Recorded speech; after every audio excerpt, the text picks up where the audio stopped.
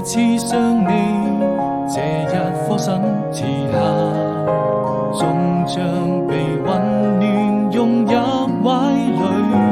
當我們彼此靠近，便不再有距離。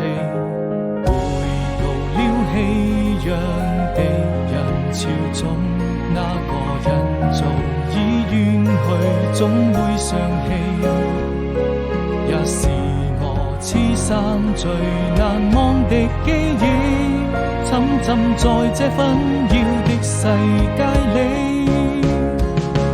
當我逐漸迷失自己，感謝能遇見你，每次擁抱之後卻留下無聲的嘆息。